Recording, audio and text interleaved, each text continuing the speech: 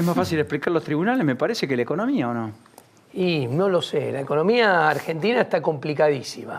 Libertad, libertad, libertad. No podés no ser libertario, ¿no? Libertario, lo presentamos en la feria el domingo y según los datos oficiales, dentro del lugar metimos más gente de Cristina Fernández de Kirchner. Y el 21 de mayo, ahora... El martes, vamos a la Universidad Nacional de Rosario. Las 350 entradas se vendieron en 3 minutos y quedaron 800 personas afuera. ¿Y en el teatro? El teatro está Javier, es una obra de teatro de él. Yo ahí no tengo nada que ver. Bueno, escuchame, me lo dedicaste. Gracias, Diego. Sí, señor. Lo voy a mirar.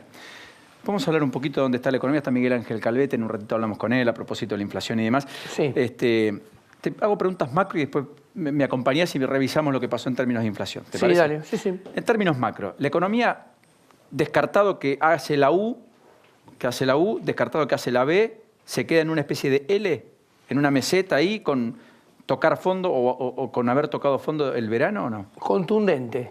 Yo creo que la inflación de este año va a ser más alta que la del año pasado. Y el nivel de actividad, muy probablemente el numerito de PBI sea más bajo que el del año pasado también. O sea, más negativo. ¿Por qué? O sea, que caiga más del 2,5. El año pasado fue menos 2,3. Sí. Puede ser que caiga algo más este año. ¿Por qué? Muy sencillo, porque dejó un arrastre estadístico de menos 2,3. ¿Qué quiere decir esto? Que si la economía hubiera dejado de caer el 1 de enero, el numerito sería menos 2,3. Pero la economía siguió cayendo enero, febrero, marzo. Entonces, según estimaciones, si dejara de caer el 1 de abril y quedara empatadita todo lo que queda del año, el número sería un poquito peor, menos 2,7, menos 2,6. Ahora bien, como la demanda de dinero cae, y es el peor mal macroeconómico de Argentina, y probablemente siga cayendo y caiga más en la segunda mitad del año, el nivel de actividad va a seguir resentido y vamos a tener un número más negativo que en el 2018. Esto implica que el empleo no se recupera y que el consumo tampoco levanta. Esto implica que el empleo sigue cayendo. Vos pensá, los principales 3 empleadores de Argentina son la industria, la construcción, estos 2 sectores vienen destruyendo empleo, y el otro es comercio. El comercio la viene aguantando bastante, o sea, viene bastante empatado, viene despidiendo poca gente. Esto de seguir así, el comercio puede a lo largo de este año empezar a destruir más empleo del que viene destruyendo, y yo creo que a final del 2019 el desempleo va a ser más alto que el de hoy, o el último dato del final del 2018. ¿O va a estar en 2 dígitos? No lo puedo saber, pero el desempleo va a ser más alto que el último dato, la pobreza también y la indigencia también. O sea, Macri terminaría un gobierno con indicadores macroeconómicos en términos sociales peores que los que recibió. No tengas duda, el nivel de actividad, si la contracción del PBI fuera menos 2,6, menos 2,7 este año, va a terminar menos 4,3 abajo de cuando empezó. El 26, después del cierre de los mercados, Argentina vuelve a ser emergente. Sí. Eso implica que, por estatuto, muchos fondos de inversión que manejan plata de mucha gente en el exterior pueda eventualmente hacer lo que hoy no puede al ser país de frontera, que es comprar acciones de empresas argentinas, ¿correcto? Sí. Eso supone que va a generar un volumen de masa crítica de 1.000, 1.200, 1.400 millones de dólares, que podría generar en el mercado una especie de salvoconducto y algún clima social diferente con bonos que empiecen a recuperar terreno, porque además hay activos argentinos en dólares que probablemente, según dicen muchos, estén algo retrasados. ¿Es así o no? Yo no soy optimista, soy pesimista. ¿Por qué? Porque eso se puede dar circunstancialmente. Pero acá la principal variable es la caída de la demanda de dinero de los argentinos. A ver, en las últimas 2 elecciones presidenciales, el Banco Central de la República Argentina, en el 2015, en el proceso electoral punta a punta, perdió 9.000 millones de reservas. En el proceso electoral 2011, perdió 6.000 millones de reservas. Dado que la situación macroeconómica actual es peor que las anteriores 2, Yo creo, más si la contienda electoral es los dos empobrecedores seriales uno contra otro, Mauricio contra Cristina, yo creo que la demanda de dinero que ya está cayendo, vos fíjate que los depósitos a plazo fijo, que deberían, para estar empatados, como pagan una tasa de interés del 3% mensual, deberían estar creciendo al 3%. A ese ritmo, digamos. Están creciendo al 1,2%. ¿Esto qué quiere decir? Que la gente parte de esos depósitos, no los renueva, los deja caer a cuenta corriente o caja de ahorro, que empezaron a crecer al 5%, porque es el paso previo para empezar a comprar dólares. Cuando esto se materialice, ahí, ¿qué sucede? Y esto es lo importante. No sé si me querés preguntar otra cosa o sigo avanzando. Estoy escuchando atentamente. El punto es este. A ver, la inflación dio 3,4, ¿no? El gobierno festeja, sale Sandrini, no puede decir otra cosa, la inflación va a seguir bajando. Me hace recordar a Pinedo cuando en noviembre del año pasado dijo, este es el camino. Pero la inflación núcleo dio 3,8. El mismo numerito que el promedio de enero, febrero, marzo. Y la inflación es un fenómeno macroeconómico que hay que mirarlo para adelante. A mí no me importa el datito de hoy, me importa la tendencia para adelante. A ver, ¿la inflación de qué depende? De la política monetaria. ¿Quién hace la política monetaria? El Banco Central. El Banco Central está quebrado, ¿ok? Y esta política lo quiebra cada vez más. ¿Por qué? Porque el Banco Central sigue emitiendo pasivos a todo vapor, que son pasivos no monetarios, las LELIQ, que crecen a 3,5 mensual. Y hoy en día las LELIQ son 23.000 millones de dólares y las reservas de verdad son 17.500, no hay con qué pagarlas. Entonces las LELIQ, cuando la gente, vos, yo, los camarógrafos, digan, ¿sabes qué? No quiero más plazo fijo, quiero los pesos para comprar dólares, que a ver, en una contienda electoral en Argentina siempre hay dolarización, más en esta situación, cuando uno apriete el home banking y diga, quiero comprar los dólares, el banco de uno se da vuelta y le dice al Banco Central, ¿me imprimís las LELIQ que necesito los pesos para pagarle a Paulino? Bueno, entonces, ¿qué pasa? Estas LELIQ que crecen, cada vez quiebran más al Banco Central, son una promesa de emisión, aumentan el cuasi fiscal y al ser una promesa de emisión, más adelante van a aumentar las expectativas de devaluación, van a aumentar las expectativas de inflación. Primero, ¿qué va a suceder en algún momento? El dólar va a subir primero. Y después de esa suba del dólar, van a empezar a subir de a poco los precios atrás. El punto es, el Banco Central va a querer contener eso, pero la política monetaria del Banco Central, que como ya expliqué, tiene el balance quebrado, tiene más problemas. Cuando miro para atrás, no tiene reputación, porque nunca acertó un diagnóstico y nunca cumplió un objetivo. Parado en el presente, como no tiene reputación, mirando para adelante, no tiene credibilidad. Entonces la gente no cree que va a bajar la inflación, no cree que va a estabilizar el dólar. Como si todo esto fuera poco, la política que aplica es inconsistente. No solamente por el tema de las LELIQ, tiene pocas reservas. Y los últimos cambios, ¿sabés cuál fueron? Salió el Banco Central y dijo, mira, voy a vender dólares más baratos de los que lo iba a vender antes, porque eliminó la devaluación de la banda, y voy a vender más. Entonces, si vendo más dólares y más baratos, en un contexto de caída de la demanda de dinero, como el que empezamos a tener, ya tenemos y se está por intensificar, eso es inconsistente porque alienta a que quieras más dólares, porque si se van a acabar más rápido, si vos haces una cuentita, hoy tiene 17.500 millones de dólares. Líquidos, cash. Sí, líquido Todo cash. El resto son papeles. Sí, depósitos. exacto. Te dije que en el 2015 perdieron 9.000 millones de dólares. Imagínate que venden 10.000 y vende entre 150 y 250 millones de dólares por día. Si empieza a vender o el 1 de junio o el 1 de julio, ¿Vos crees que se termina antes de la elección? se terminan entre agosto y septiembre esos 10. En el medio de la paso a la general. Claro. Entonces, ¿qué sucede? Ahí se abren tres alternativas.